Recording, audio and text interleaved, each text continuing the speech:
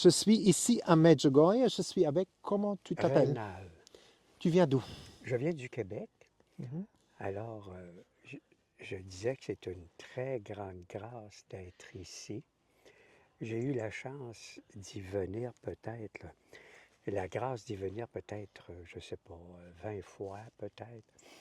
Et puis, dans ces 20 fois-là, j'ai découvert à un moment donné le Festival des jeunes. Alors, c'était extraordinaire. Je n'ai pas de mots. Euh, les, tout le festival, la chorale internationale, c'est extraordinaire. Ce sont des chants qui nous soulèvent. Et puis, voir tous les jeunes, tous les groupes de jeunes de tous les pays pratiquement. Alors, c'est très entraînant.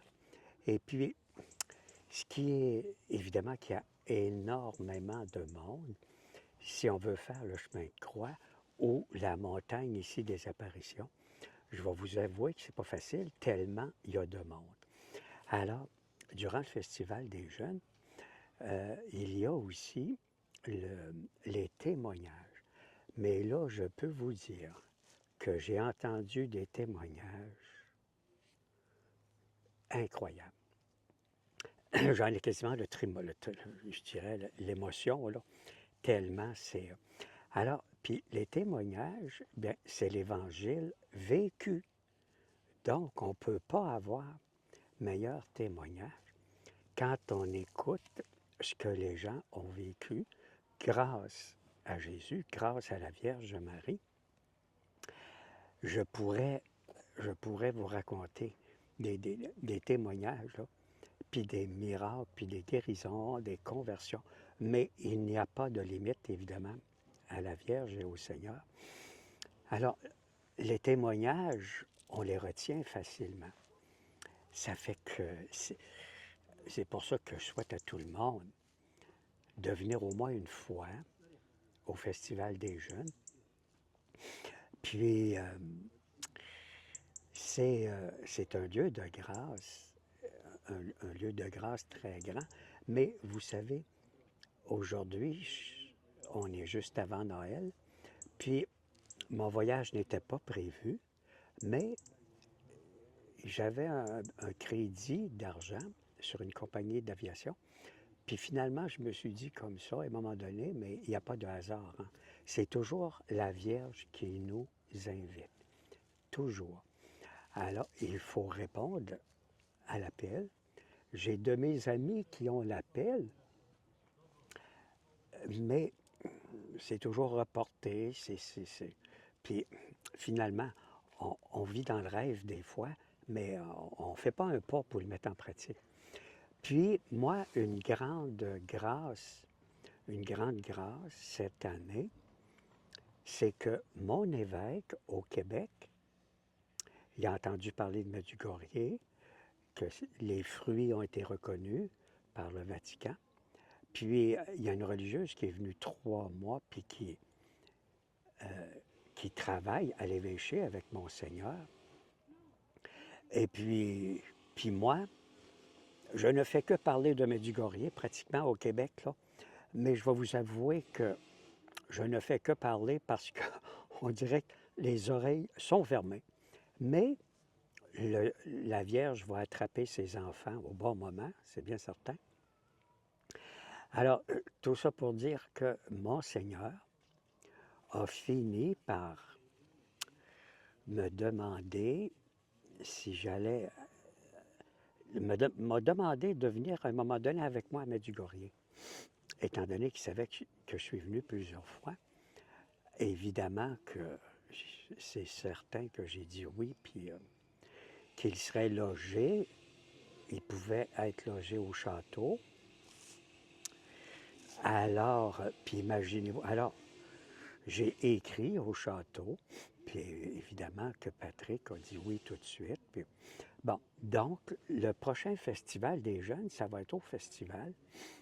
J'avais suggéré à Monseigneur de venir au mois de mai, mais c'était trop serré. Ça fait que j'ai suggéré le festival, parce que le festival, c'est le summum. C'est le summum. Puis on appelle ça le Festival des jeunes, puis je dis à tout le monde que pour moi, ben, c'est aussi le Festival des vieux. Pourquoi? Alors, c'est aussi le Festival des vieux parce que, peut-être parce qu'on se sent jeune quand on vient au festival, puis on est revigoré. Le festival, moi, j'ai un ami prêtre qui me demande de rapporter les DVD du Festival des jeunes. Puis, puis là, ça c'est sacré, il faut que je rapporte ça. Puis il ne se rassasie jamais de regarder et regarder les témoignages. Puis il m'en reparle continuellement. Puis moi aussi, j'en parle aux gens. Alors, maintenant, ils ne font plus de DVD, si je ne me trompe pas. Là. On a sur l'Internet maintenant? Tout est sur Internet. Bref, tout ça pour dire que, de mémoire, c'est le pape Jean-Paul II, le bon pape Jean-Paul II, qui a dit, Saint Jean-Paul II, que Medjugorje est le centre spirituel du monde. C'est pas rien. Mais c'est pas rien. Moi, je peux quasiment pas. Je dis aux gens, je peux pas vous expliquer Medjugorje, il faut le vivre. Ouvrir son cœur, c'est la seule chose que le Seigneur. Alors, c'est un lieu de grâce immense. Et comme je disais, on pourrait en raconter. Puis, évidemment que les plus grandes grâces, même s'il y a eu des guérisons de toutes sortes, là, évidemment que les plus grandes grâces, c'est la guérison de l'âme, ce sont les conversions. Les conversions et les vocations. Les vocations religieuses, les vocations sacerdotales, mais c'est absolument merveilleux. Alors, les religieuses, quand je vois plein de communautés religieuses en habits de religieuses et celles qui sont établies ici, puis des religieuses qui peuvent venir d'ailleurs, puis qui, évidemment, se sentent beaucoup attirées par Medjugorje. Alors, moi, je suis toujours en admiration face aux religieuses parce qu'elles ont donné leur vie au Christ. Alors, puis j'ai des religieuses à ma paroisse, des religieuses de Saint-Paul, des jeunes religieuses vietnamiennes. Je leur dis tout le temps, si vous saviez la récompense que le Seigneur vous destine, un jour, vous mourriez de joie, pour un peu paraphraser la Vierge Marie. Bref, tout ça pour dire que, bon, Medjugorje, c'est un appel du Seigneur. En parlant de vocation, il y a beaucoup de vocations et le cardinal de l'Autriche, Schorborn, disait que la moitié de ses prêtres ont reçu la vocation ici. La moitié des prêtres de son diocèse. Bien, c'est énorme. Et puis, une chose admirable, c'est quand on entend les toxicomanes qui ont obtenu la grâce de guérison ici, sans pilule, sans médecin, sans infirmière, par les remèdes de l'Eucharistie, la confession, le rosaire, pour guérir leur âme, puis le corps a suivi. Puis quand on entend les témoignages des toxicomanes, mais c'est absolument renversant, d'un à l'autre, comment on peut être descendu très bas et remonter plus haut qu'on peut l'imaginer. Et combien sont devenus prêtres, ben je ne le sais pas. Mais quand un toxicomane devient prêtre, je peux vous dire que ça fait un bon prêtre. Parce qu'ils ont été éprouvés énormément, ils ont souffert énormément. Alors, il est bien placé pour comprendre les gens. Alors voilà, en peu de mots, parce que si on ne m'arrête pas, je n'arrêterai pas. Là. Pourquoi l'Eucharistie est tellement important? Les gens ne comprennent plus. Qu'est-ce que c'est l'Eucharistie? Alors, pour moi, évidemment, l'Eucharistie, c'est ce qu'il y a de plus grand au monde. Ça aussi, j'en ai quasiment les larmes qui veulent me monter aux yeux parce que l'Eucharistie étant le plus grand don de Dieu, à l'humanité. Et puis, l'Eucharistie, c'est le don de Dieu lui-même sous l'aspect du pain et du vin. Donc, et Jésus et Marie et l'Église demandent beaucoup l'adoration. Et malheureusement, dans mon pays, ma province, puis ailleurs aussi dans le monde, on a beaucoup perdu le sens de l'Eucharistie. Mais la Vierge, si elle apparaît ici à Medjugorje, c'est pour ramener l'humanité au Seigneur, puis les ramener à l'Eucharistie. Puis la Vierge, évidemment, demande d'abord de revenir à la prière, puis le restant va suivre, tôt ou tard, si on ouvre vraiment notre cœur. Mais un des grands dons de la Vierge, une des grandes grâces que j'ai eues de la Vierge, ici à Medjugorje, parce que ça ne peut pas venir autrement que de la Vierge, c'est la grâce, c'est l'amour de l'Eucharistie. L'amour de l'Eucharistie. Puis, à un moment donné,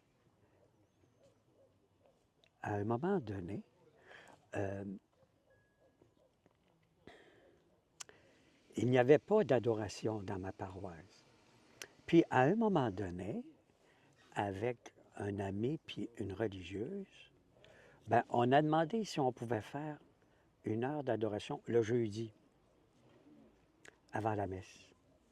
Alors, on a choisi le prêtre. Je suis obligé de vous dire, c'est un prêtre qui venait d'Afrique, un prêtre du Bénin.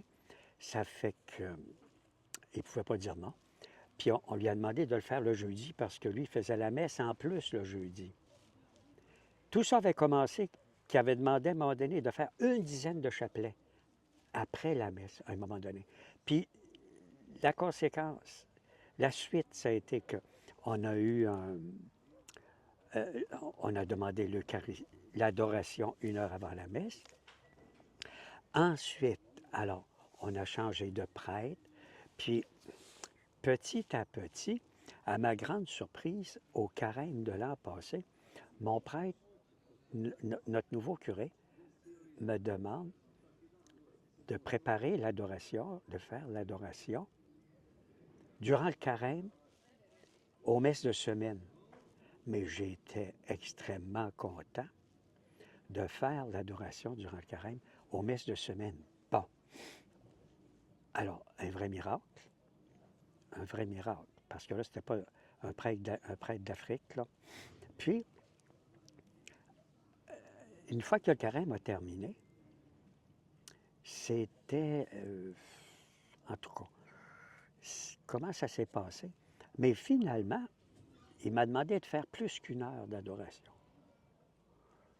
Durant un certain temps, je ne me souviens pas, là. Puis, alors, je me suis dit, bien évidemment, on va rallonger l'adoration. Puis, à un moment donné, bon, ça, il demandait ça pour un certain temps. Ça fait qu'on a encore toujours l'adoration pour au minimum une heure. Puis, à un moment donné, ben, c'est lui qui m'a demandé de faire qui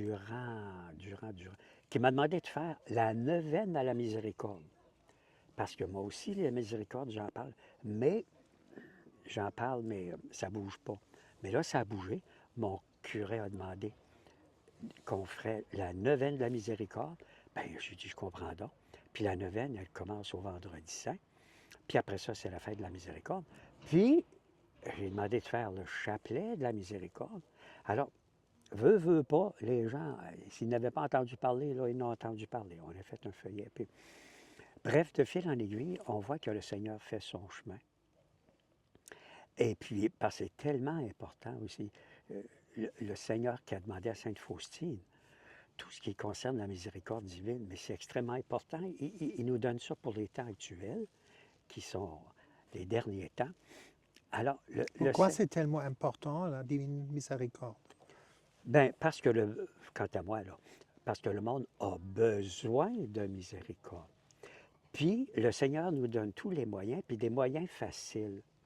Alors, il y a le rosaire ordinaire qu'on va faire tout à l'heure, puis il y a le chapelet de la miséricorde qui se fait en peu de temps. Je l'ai suggéré à ma sœur délicatement, là, quand je suis arrivé à Medjugorje, ma sœur qui a des problèmes de jambes. Alors, le Seigneur nous donne des moyens faciles, mais très puissants. Facile, mais très, puis les promesses pour ce petit chapelet-là. Puis ce petit chapelet-là, je peux juste vous dire qu'il fait des miracles. Alors, il y a l'image de la miséricorde. Mon curé m'a demandé un grand poster pour notre église. Je n'en revenais pas. Bref, tout s'enchaîne. Alors, louons le Seigneur. Je disais à une de mes amies, le Seigneur nous a tout donné pour être heureux, puis on trouve le moyen trop souvent d'être malheureux. Alors qu'on a tout à portée de la main. Et si on réalisait l'importance, entre autres, de l'Eucharistie, c'est comme une banque qu'on peut aller piger de l'argent n'importe quand, puis se rendre aussi riche qu'on veut. Euh, Puis finalement, ben, on passe devant la banque. Puis... Alors voilà. C'est incroyable. Et la confession, c'est le centre ici à Ah mon Dieu, Medjugorje. la confession. Ben oui. Pourquoi il ne faut pas avoir peur de se confesser? Beaucoup de gens ne veulent pas, ils ont peur. Tu peux le dire à la fin? On a encore Oui, un peu de temps, oui. oui, oui. Mais je parle continuellement de la confession aux prêtres, tellement. Au Québec, on a tout mis ça de côté. Alors, il est extrêmement important. La Vierge demande la confession au moins une fois par mois pour nous garder en état de grâce. Et pour aller communier, nous devons être en état de grâce. Puis, évidemment, la confession demande un geste d'humilité, mais Dieu accorde sa grâce aux humbles. Il faut savoir faire cet acte d'humilité parce que pourquoi la confession est extrêmement importante? C'est parce que le prêtre qui est Jésus, quand il donne l'absolution, c'est Jésus qui donne l'absolution et qui ressuscite notre âme à chaque fois. Notre âme qui peut être sale comme les ténèbres devient resplendissante comme le soleil. Alors, le fardeau qu'on avait sur les épaules disparaît comme par enchantement, puis on s'en va presque en sautant de joie. Alors voilà pourquoi moi je dis, revenons à la confession, tellement c'est important, le sacrement du pardon. Revenons, parce que je peux faire toutes les messes du monde entier, si je ne fais pas l'acte d'humilité puis que je ne vais pas en état de grâce, mais je ne rends pas gloire au Seigneur, au contraire. On est mieux de ne pas communier que d'aller communier, évidemment, en état de péché mortel. Donc, c'est mieux à ce moment-là d'aller aux messes, mais de faire une communion spirituelle. Et incroyable, tu as le chapelet. Pourquoi c'est tellement comment on dit, puissant l'oration du chapelet? Padre Pio dit c'est l'arme de notre temps. Oui, Pourquoi? évidemment. C'est pas pour rien que la Vierge le demande, le rosaire. Mhm. Puis il y a des 12 belles promesses qui se rattachent à ça.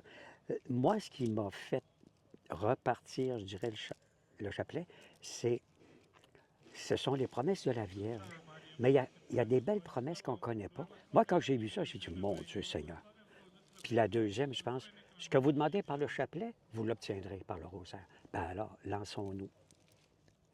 Comme commencer maintenant là, il y a le chapelet qui vient. Oui, Et à la fin, qu'est-ce que tu dis aux gens? Pourquoi venir une fois à Medjugorje?